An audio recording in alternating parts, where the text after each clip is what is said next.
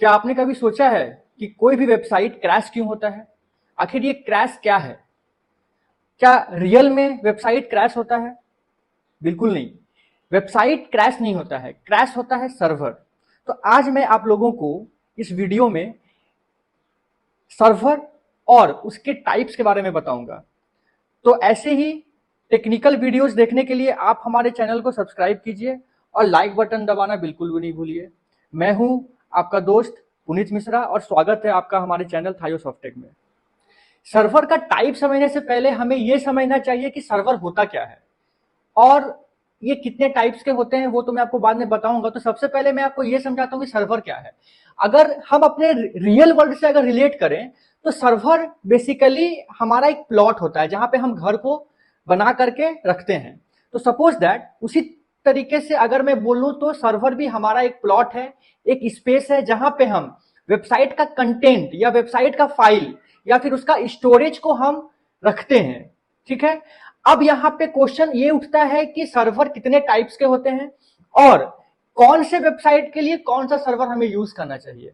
तो बेसिकली अगर मैं डेली यूज का बात करूं या जिस टाइप का पोर्टल्स या फिर वेबसाइट डेवलप किया जाता है तो उसके लिए बेसिकली 4 टाइप्स के सर्वर यूज किए जाते हैं।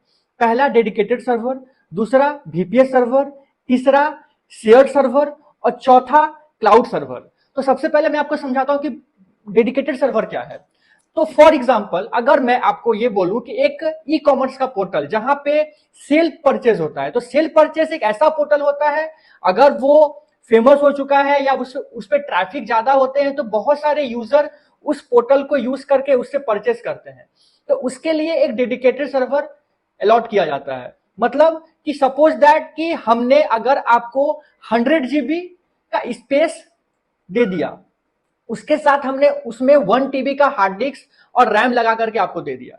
अब आप क्या करेंगे कि उस सिंगल डेडिकेटेड सर्वर में आप एक सिंगल डोमेन जिसमें कि आप अपना सेल्फ परचेस का पोर्टल यूज कर रहे हैं, आप उसको अपलोड करेंगे। अपलोड करने के बाद वो ट्रैफिक को इजीली हैंडल कर पाएगा क्योंकि उसमें और भी डोमेन्स ऐड नहीं है और भी दूसरे साइड का ट्रैफिक उस पर नहीं जा रहा है। तो वहां पे एक सिंगल डोमेन एक सर्वर पे यूज हो रहा है, तो वो एक डेडिकेटेड सर्वर कहलाता है। अब दूसरा आता है कि VPS सर्वर क्या है। तो जैसे कि उस 100 GB को मान लीजिए हम 4 पार्ट में बांटते हैं या 5 पार्ट में बांटते हैं।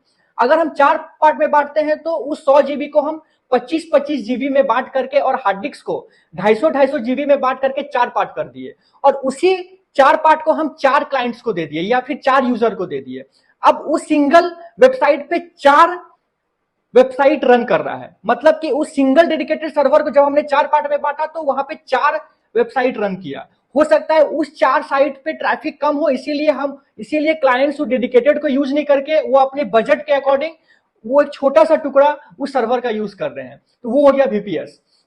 अब बहुत सारे बिगिनर होते हैं, बहुत सारे ब्लॉगर होते हैं जो अभी जस्ट अपने कैरियर को स्टार्ट किए हैं, उनके लिए सर्वर बहुत मायने रखता है और बजट को देखते हुए तो वो क्या करते हैं कि उनका बजट कम होता है, वो शेयरिंग सर्वर पे जाना बेटर समझते हैं क्योंकि उनका बजट ये अलाउ नहीं करता है कि वो अभी डेडिकेटेड या VPS में जा सके। तो अब उसी VPS को हम फिर से 4 टुकड़ा में बांटते हैं।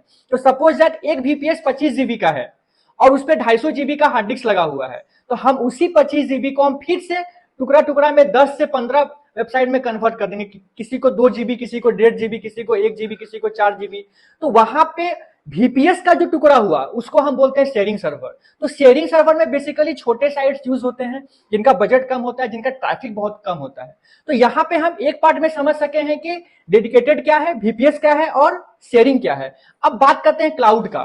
तो क्लाउड सर्वर एक्चुअली नेटवर्किंग पे डिपेंड करता है क्योंकि हमारा जो क्लाउड VPS और शेयरिंग सर्वर होता है उसका एक फिजिकल सर्वर होता है जहां पे हमारा फाइल स्टोरेज होता है। तो हमने जब स्टार्ट किया था, जब मैंने इस वीडियो को, तो मैंने पहला क्वेश्चन पूछा था कि क्रैश क्या होता है।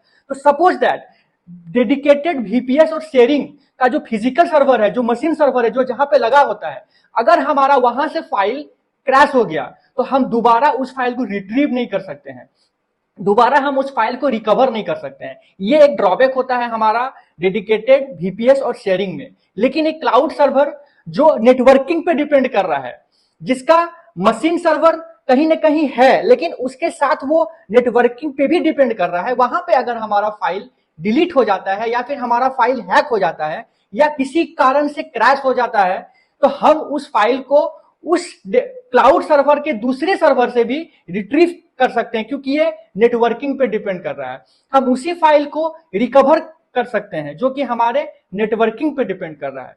तो आज इजीली आप समझ पाए होंगे कि क्लाउड सर्वर और उसके अलावा डेडिकेटेड सर्वर, वीपीएस सर्वर और शेयरिंग सर्वर क्या है। तो अगर सपोज कि हम कोई भी वेबसाइट बना रहे हैं या डेवलप कर रहे हैं तो सबसे पहले हमें यह समझना चाहिए कि हमारा ट्रैफिक कितना जाने वाला है, लोग कितना यूज करने वाले हैं। उसी के अकॉर्डिंग बजट को ध्यान में रखते हुए हमें सर्वर लेना चाहिए। हमें अननेसेसरली कोई भी ज्यादा बजट का सर्वर नहीं लेना चाहिए। अगर लोग बिगिनर हैं या फिर कोई ब्लॉगर हैं जो जस्ट अभी अपना एक पोर्टल डेवलप किए हैं या ओपन किए हैं, उनके लिए मैं यही सजेशन दूंगा कि आप पहले शेयरिंग में जाओ, उसके बाद आप अपना बजट बढ़ा करके वीपीएस में जाओ, उसके बाद आप अपना बजट बढ़ा करके डेडिकेटेड में जाओ। और अगर आपको फ्यूचर में ये चांसेस लगता है कि मेरा साइट हैक होता है या फिर किसी कारण से फाइल अगर क्रैश होता है तो मुझे रिकवर भी करना होगा, तो आप क्लाउड में जाओ। तो उम्मीद है कि आपको आज का वीडियो पसंद आया होगा। अगर आपको वीडियो पसंद आया तो चैनल को लाइक कीजिए और ऐसे ही टेक्निकल ओरिएंटेड वीडियोस देखने के लिए हमारे चैनल को सब्सक्राइब कीजिए। Thank you so much.